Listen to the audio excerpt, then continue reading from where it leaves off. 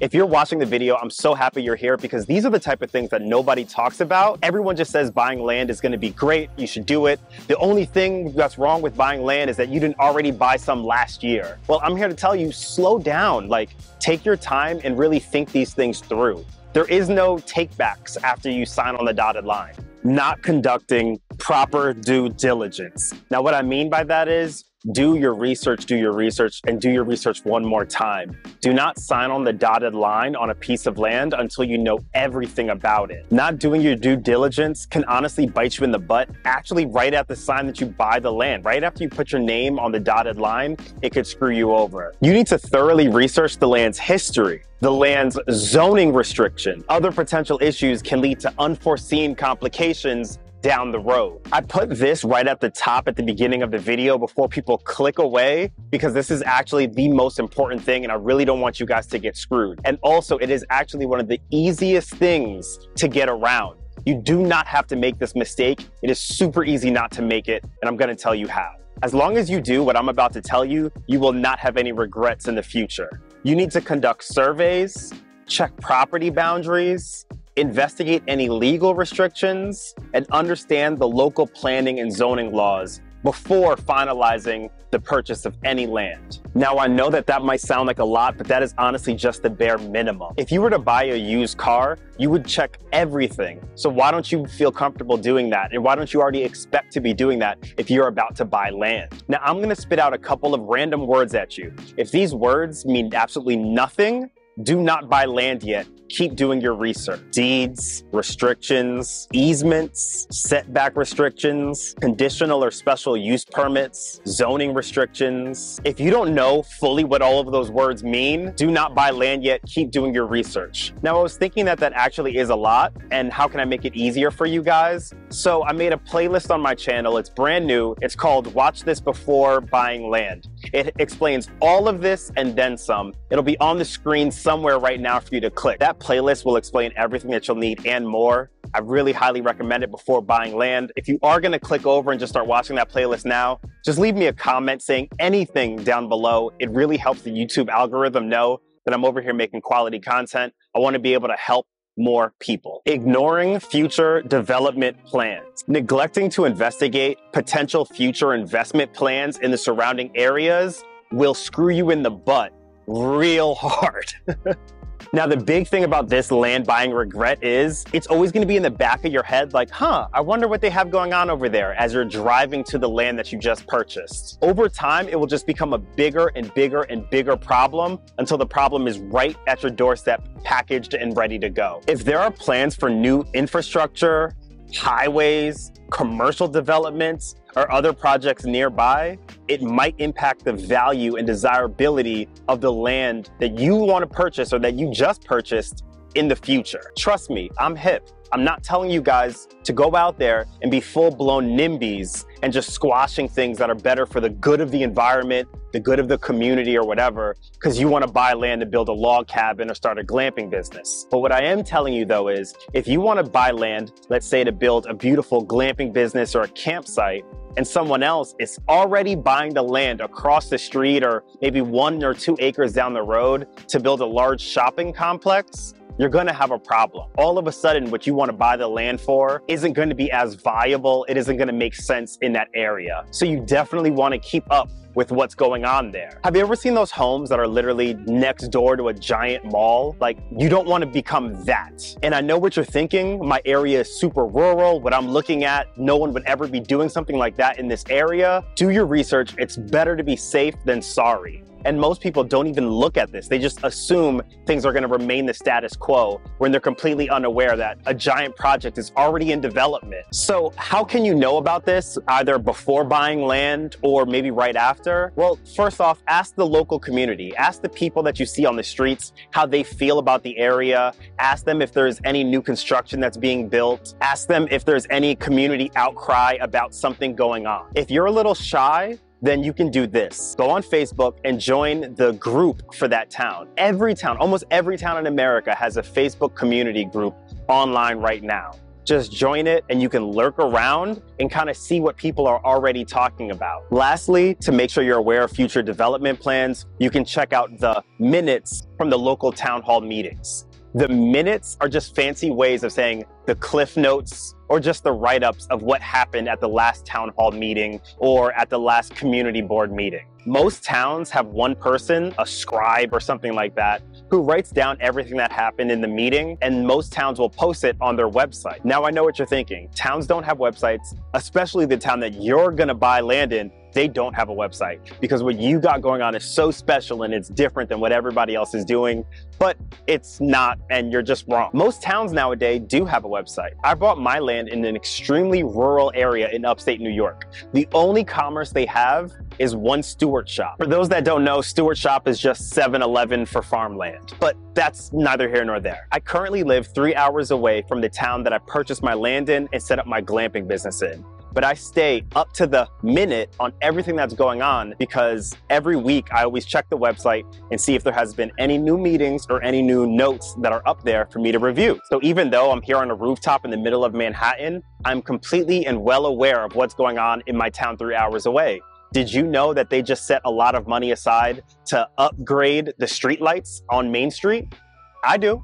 So what I would highly recommend you do is before buying land, go check out the minutes from the town's community boards or town hall meetings. See what they're griping about, see what's going on. Overlooking environmental factors. Ignoring certain environmental concerns on a piece of land that you're thinking about buying is going to really bite you in the butt down the road, especially if you are getting a large plot of land. If you're getting 10 acres, 15 acres, you have to be aware of all of the environmental concerns that could potentially take place on not just all of your land, but you might have a portion of the land that you're buying that's in a flood zone or in a high risk for certain environmental factors. Now, when I say environmental factors, I'm talking about flood zones, soil quality, drainage issues, or hazardous material. All of these things can lead to extremely costly problems for you down the line. Because if you're aware of them before you buy the land, maybe you'll say to yourself, you know what?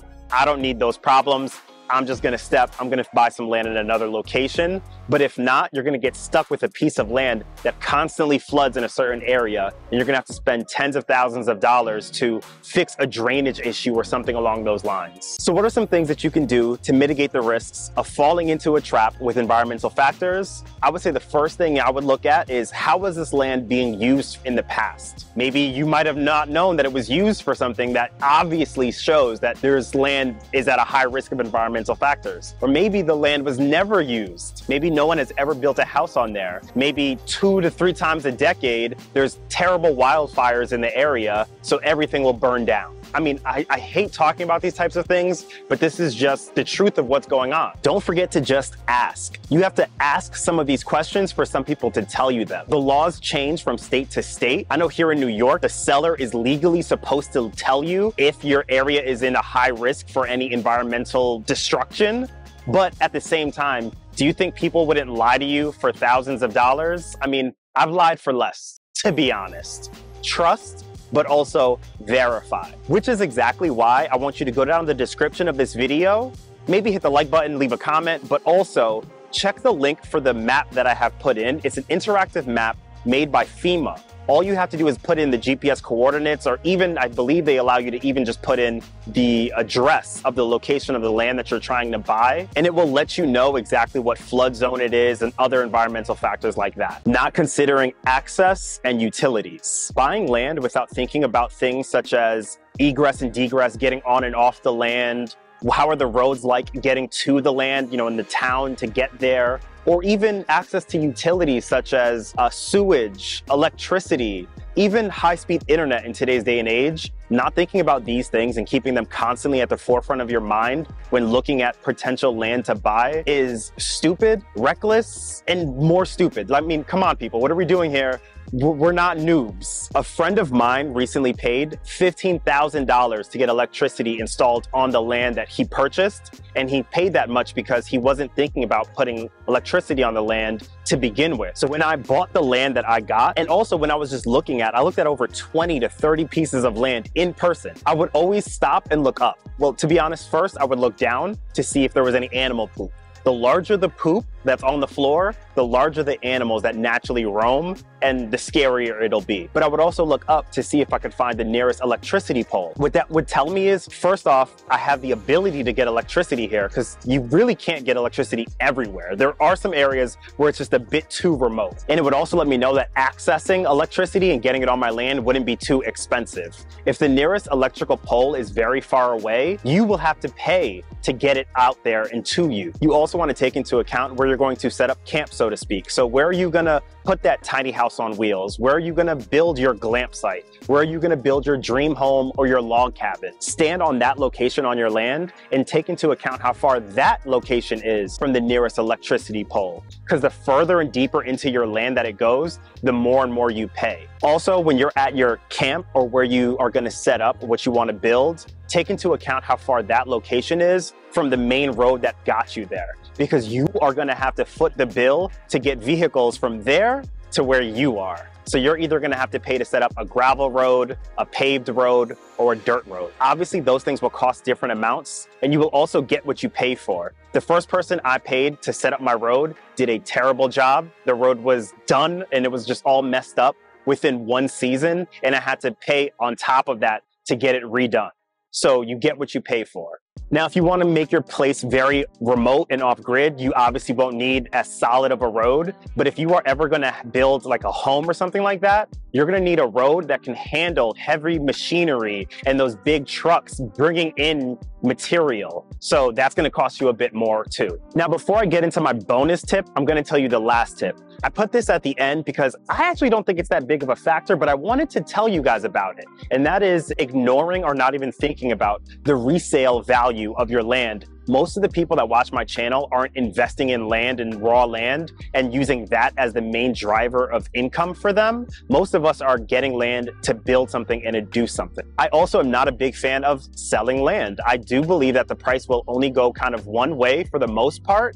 And it's a great thing to pass down and keep generational wealth within your family, but do take into account the resale factor. Obviously, there's equity involved when purchasing any real estate, and that doesn't change when you're buying land. So the way that I think about it is it's extra cheese on top if the equity and the value of the land goes up, because at the end of the day, you only receive those funds when you sell. So I've been lucky. The value of the land that I purchased has gone up. Not significantly, but enough to make me happy and to make me smile. But I will never touch that money until I sell my land. And if I do that, you know, I'm out the game, so to speak, because I've set up a beautiful glamping site that brings me in passive income every month. Now, my last land buying regret or mistake that you could make that you will really dislike, you know, over 10 years time is not building the right structure on that land after you get it. So maybe this one is cheating a little bit because this is after you buy the land, but I really want you guys to take a lot of time to build the right structure on that land. Not every structure makes the most sense everywhere. And also, I want you guys to stay fluid. You might buy land and, you know, learn that the zoning and the restriction won't allow you to do the first thing or build the first thing that you wanted to build on that land, but it will allow you to build something else. So I want you to remain fluid and really do think about the structure, because after you spend 10, 20, 30, 40 grand on an A-frame or a dome, and those are cheap numbers, by the way. If you spend that much, you do not want to have any regrets. So to make sure you don't have any regrets, check out the 2 videos on the screen right now. Give those a watch, and they will help you not to regret the building or the structure that you put on your land.